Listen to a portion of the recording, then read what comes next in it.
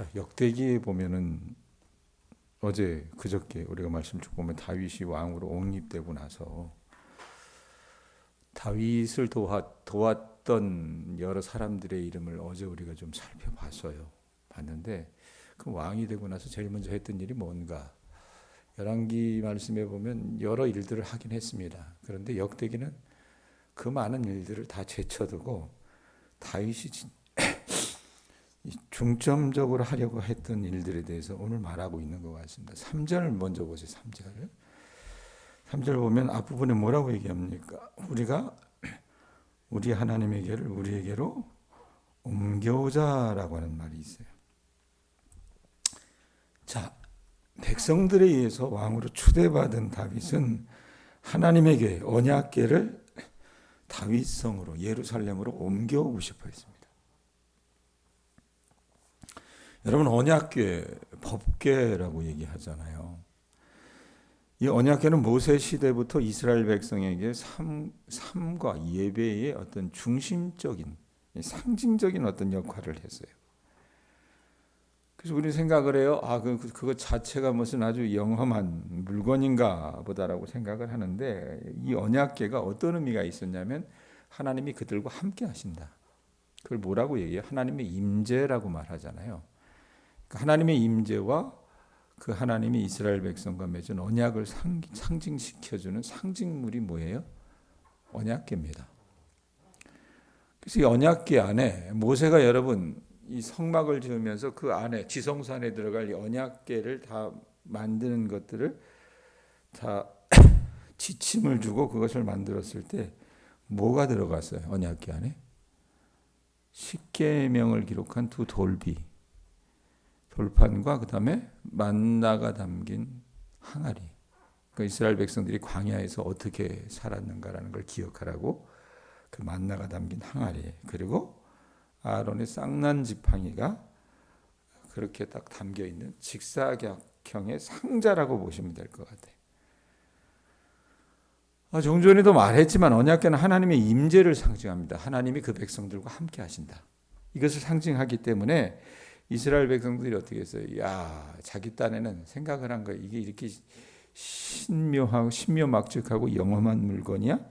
그거 아닌데요.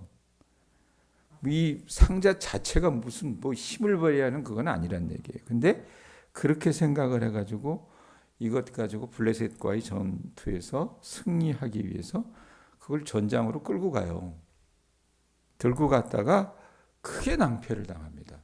이스라엘 백성도 낭패를 당하고 이스라엘 백성들과의 전쟁에서 이긴 블레셋 사람들도 낭패를 당해서 우여곡절 끝에 아비나답의 집에 옮겨지고 그곳에 다윗이 언약궤를 예루살렘으로 이제 가져가겠다고 결정하기까지 오랜 세월 동안 그곳에 있었던 거예요.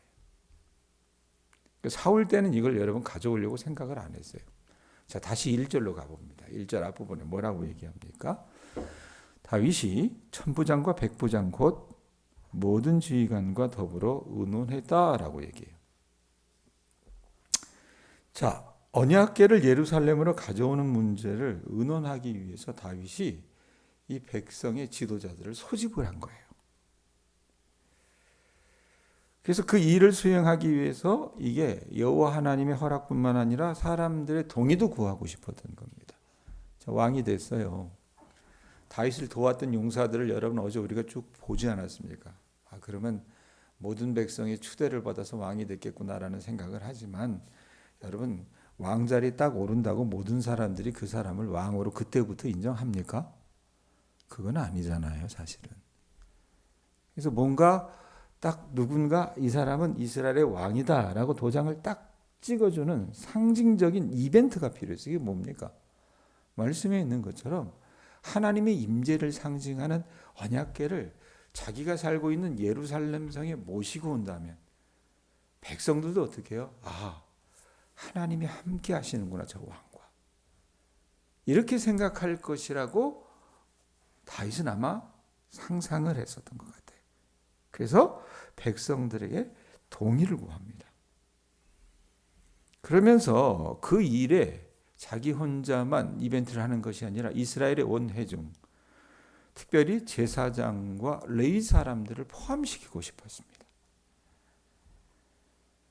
그러면 자기가 이 일을 하는 이론적인 근거를 이야기해야 될 거 아니에요. 그래서 사람들이 여러분 설득당하죠. 그러니까 3절 4절 보세요. 뭐라고 얘기합니까? 어떤 말이 따라붙어요? 우리가 라고 하는 말이에요. 우리가. 내가도 아니고 우리가 우리 하나님에게를 우리에게로 옮겨오자. 이 표현 재밌어요. 모두 다 모아놓고 우리가 우리 하나님에게를 우리에게로 옮겨오자. 이러면서 근거를 얘기합니다. 사울 때에는 우리가 귀 앞에서 묻지 아니하였느니라 하며. 타당한 근거잖아요. 그렇죠? 자, 다윗이 그렇게 얘기하니까 뭐라고 얘기합니까? 뭇백성의 눈이 4절 이 일을 좋게 여김으로 온 회중이 그대로 행하겠다 한지라.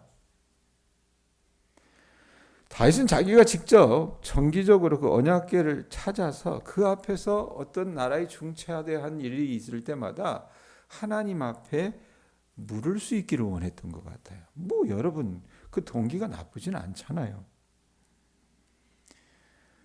그리고 사실 여러분 그동안 이 언약궤가 어디에 있었다고 얘기했습니까? 기랏 여아림이라고 하는 아비나답의 집에 있을 동안에 기랏 여아림이라는 동네에 아비나답이라고 하는 집에 있을 동안에는 백성들이나 지도자들에게 잊혀진 존재였습니다.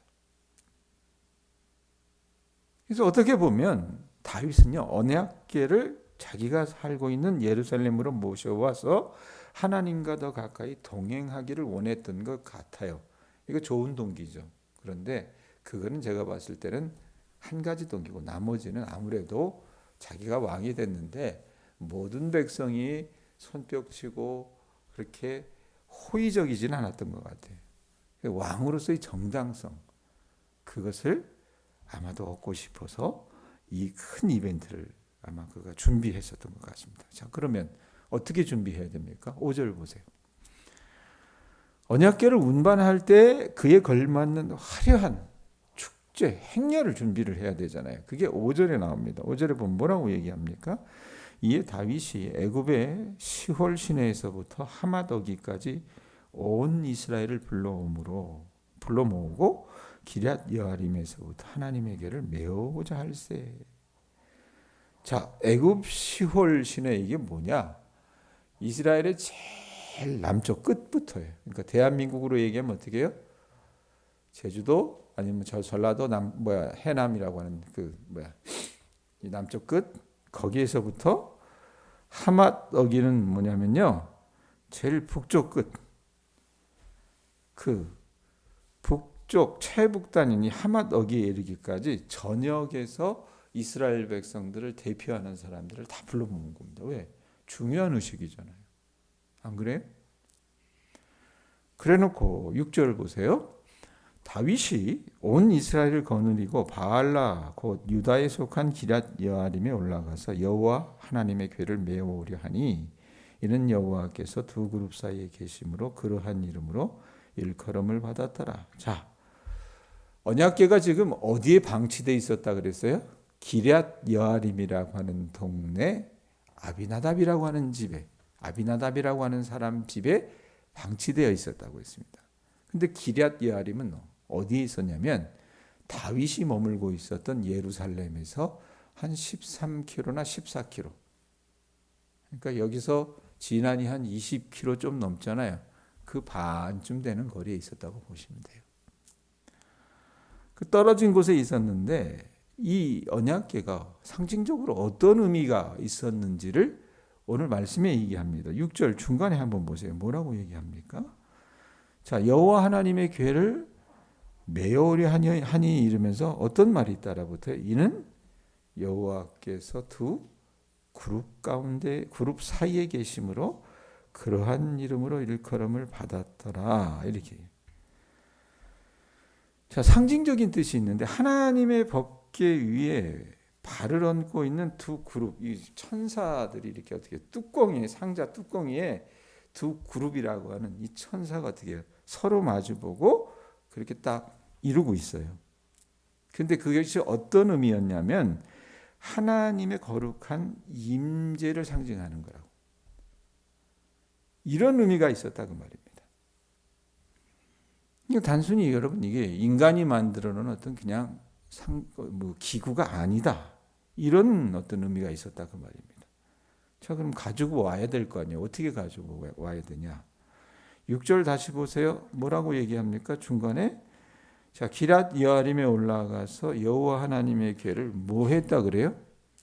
메어 오려 하니. 이 법궤를 여러분 운반할 때 모세 때부터 모세가 가르쳤던 여러분 철칙이 있습니다. 그게 뭐냐면 그 네모난 상자로 된 법궤에 고리를 다 달았어요. 4개. 앞에 2개, 뒤에 2개 해서 채를 끼워가지고 그것을 운반할 때는 제사장들이 어깨에 메고 왔어요. 그래서 거기 보면 뭐라고 얘기합니까? 하나님의 궤를 메어오려 하니라는 표현이 있어요. 그런데 그렇게 해야 되잖아요. 모세의 법이 가르쳤으면 그렇게 해야 되잖아요. 백권사님. 그죠? 그런데 어떻게 했는지 한번 보세요. 7절. 하나님의 궤를 메어오지 않고 어떻게 했어요? 새수레에 싣고. 우리로 얘기하면 뭐예요? 옛날에 리어카? 예? 뭐 이런 거에 잘 꾸며진 리어카 이런 거에 싣고 그다음에 아비나답의 집에서 나오는데 우사와 아히오는 뭐 했대요? 수레를 몰며 이렇게 얘기해요. 자, 자기들 딴에는 굉장히 성대한 의식이잖아요. 준비를 잘했다고 아마 생각을 했던 겁니다. 완벽하지 않아 이만큼 했으면. 그래서 야, 하나님의 궤를 모시고 오는데 수레를 하나 만들자. 기가 막히게 아름다운. 그래서 자기들 딴에는 이 언약궤에 대한 경의의 표시로 수레를 만들어서 거기에 싣고 그 수레를 모는 책임은 누구에게 맡겼어요? 이제껏 그 언약궤를 모시고 있었던 아비나답의 2 아들 우사와 아히오에게 맡겼던 겁니다. 왜? 그 집에 오랫동안 모셔뒀으니까. 그리고 이 아비나답의 집은 여러분들이 아마 추측하시겠지만 레이지파였습니다. 하나님의 궤를 어떻게 모시는지 알고 있었을 거라고 추측한 그 레이지파였다고 말입니다. 그리고 이 우사와 아히오 2 사람은 그 지방, 그 지역에 대해서도 잘 알았을 것이고 지형에 대해서도 눈발갔을 것이며 그 신성한 물건을 운반하는 데 있어서 특별히 어디서부터 더 조심해야 하는지 파악하고 있었을 거라고 아마 사람들은 생각을 했던 것 같아요. 그래서 니들이 해 이렇게 한 거예요. 니들이 뭐라 이렇게 한 거예요. 자, 그런데 사단이 벌어집니다. 9절 10절 보세요. 어떤 일이 벌어집니까? 기돈의 타작마당에 이르러서는 소들이 띠므로 우사가 손을 펴서 궤를 붙들었더니 10절 뭐라 그래요? 우사가 손을 펴서 궤를 붙듦으로 말미암아 여호와께서 진노하사 치심에 그가 거기 하나님 앞에서 죽으니라 이렇게 재앙을 하나님께서 내리시는데 자 여러분 그때 당시의 길이 지금처럼 뭐 이렇게 아스팔트가 쫙 깔려 있는 포장된 도로가 아니었잖아요. 뭐 지나가다 보면 여러분 돌뿌리도 있고 구릉도 있고 아마 이랬을 겁니다. 울퉁불퉁한 게 많았다는 얘기입니다. 자, 그래서 소들이 끌고 수레에 어떻게 해요? 얹어서 그 언약궤를 이송을 하는데 기돈의 타작마당이라고 하는 곳에 딱 이르렀는데 아마 길이 그랬던가 보죠. 뭐 수레바퀴에 돌뿌리가 걸렸든지 뭐 어떤 식으로 해서 잠시 어떻게 해요? 이 수레가 어떻게 균형을 잃어버린 겁니다. 수레가 움찔하자 우사가 어떻게 해요? 이거 넘어지면 안 되잖아요. 백권사님 넘어지면 안 되잖아요. 그래서 어떻게 합니까? 하나님의 궤를 손을 뻗어서 흔들리지 않도록 어떻게 붙들어 놓던 거예요. 반사적인 어떤 운동신경으로 그랬겠죠. 근데 어떤 일이 벌어져요? 말씀에 있는 것처럼 10절에 우사가 손을 펴서 궤를 붙듦으로 말미암아 자기 딴에는 하나님의 궤를 붙들어야 되니까 왜? 안 그러면 엎어지니까 그 붙듦으로 말미암아 붙잡는 순간 어떻게 했습니까? 여호와께서 진노하사 하나님이 우사를 쳐가지고요. 우사가 그 성대한 이 언약궤를 이송하는 그 페스티벌, 그 축제 가운데 죽어버렸습니다. 네.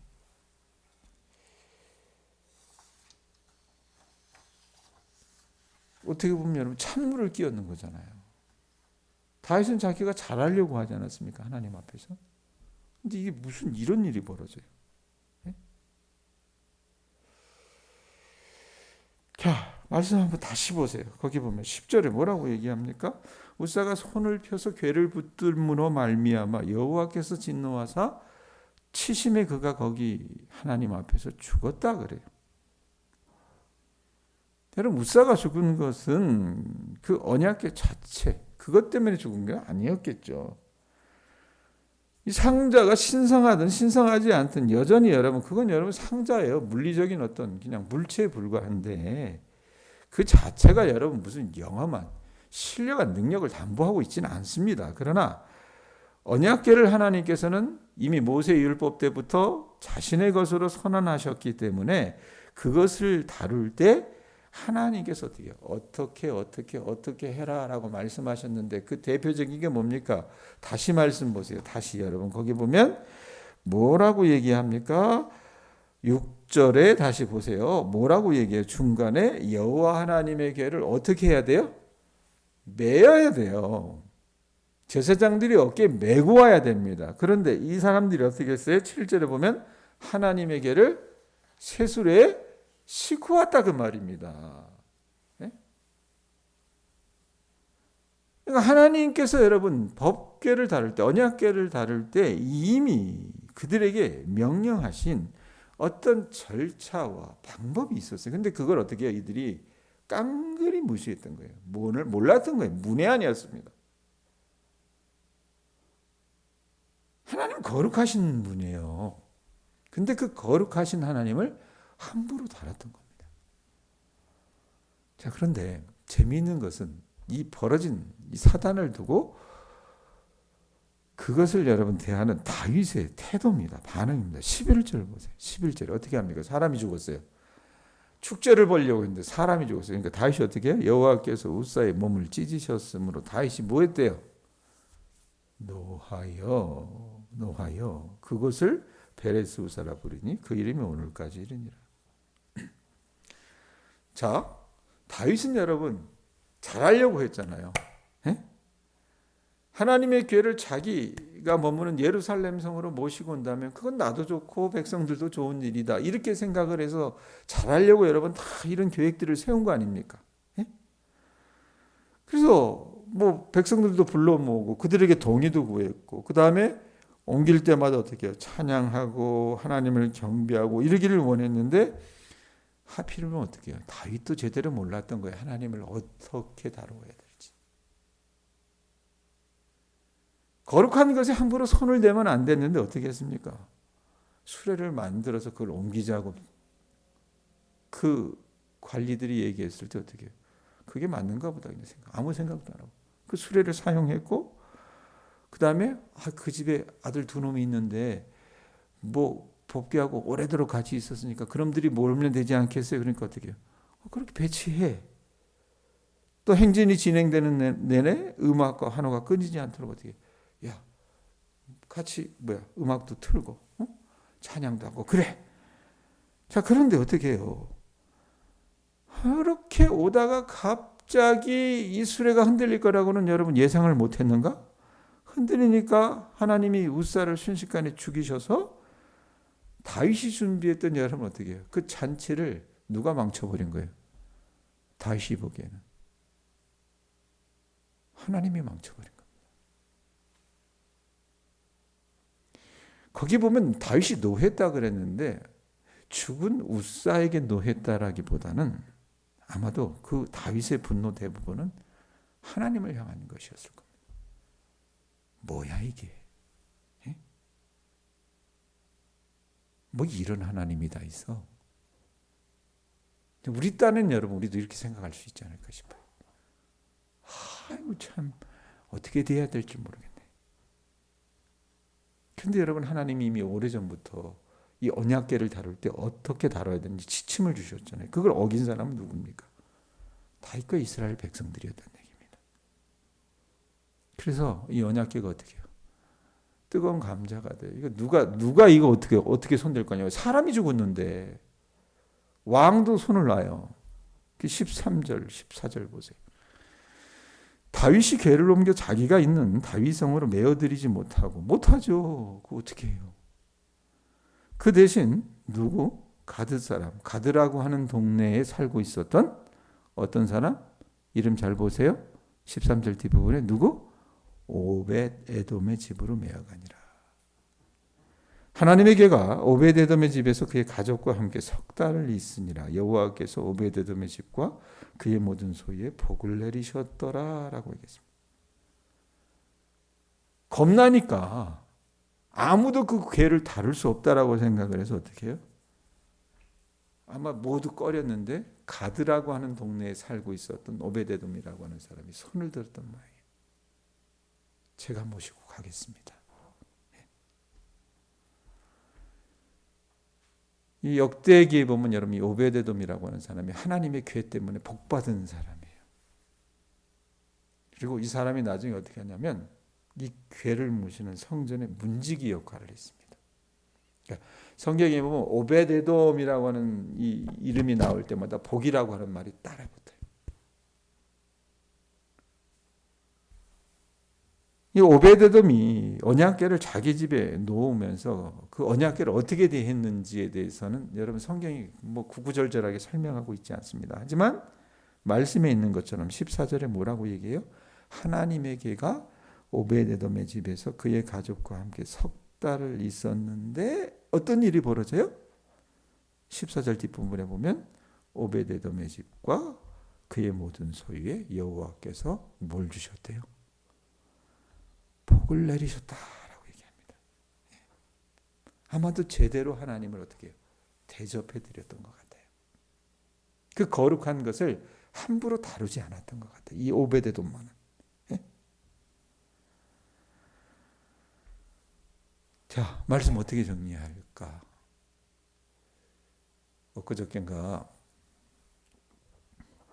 봉곡교회 목사님이 몇 달 전부터 전화를 해가지고 이쪽 진안 쪽에 살고 있는 시골 농촌교회 목사님들에게 양복을 해주려고 하는 도시교회 목사님이 있다고. 목사님도 그 가운데 끼라 그러더라고요. 그래서 아니 뭐 공짜라면 뭐 양잿물도 맛있는데 양복도 그렇게 뭐 많지 않고 오래된 양복이고 그러니까 뭐 공짜를 해준다니까 가자. 갔다 왔어요. 갔다 왔는데 이제 이곳에서 사역하시는 목사님들이 이렇게 다 오셔서 얘기를 하죠. 여러분들도 지금도 아마 저희 부부들을 대하면서 느끼시겠지만 우리 교인들 그러잖아요. 우리 목사님 여기에 있기 좀 그래. 그러니까 뭐 어떻게 보면 시골 사람 같지도 않고.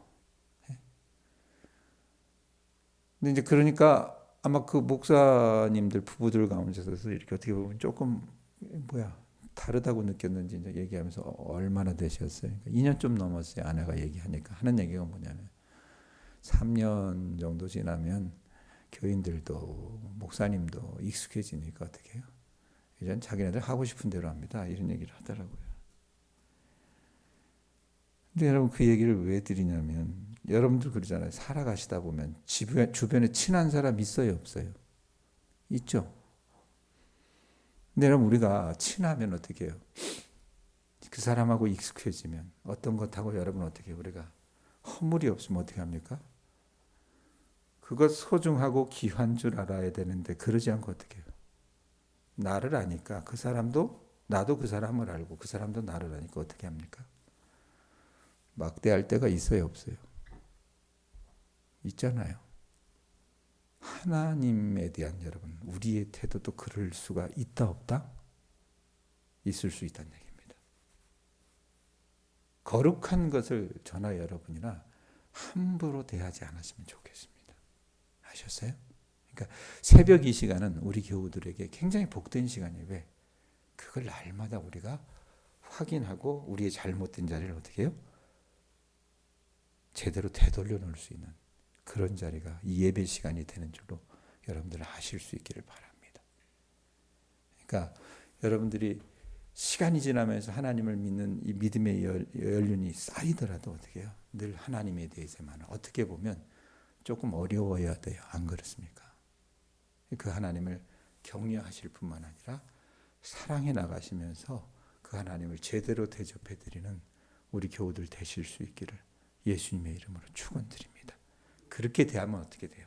오베데돔의 집에 하나님이 복을 주셨듯이 3개월 있었는데 다른 놈들은 그거 잘못 만져가 죽기도 하고 성질 내고 가버리기도 하고 그랬는데 아무도 그 괴를 다룰 수 없고 그냥 무거운 짐과 같이 느껴졌을 때 오베데돔이 제가 할게 그랬을 때 그 오베데돔이 그 여호와의 괴를 가지고 가서 제대로 대접해 드렸을 때 어떻게 했어요? 하나님께서 그 집에 복을 내리셨던 것처럼 우리 교우들의 집과 삶에 큰 복을 내려 주실 줄로 믿습니다. 기도하겠습니다. 하나님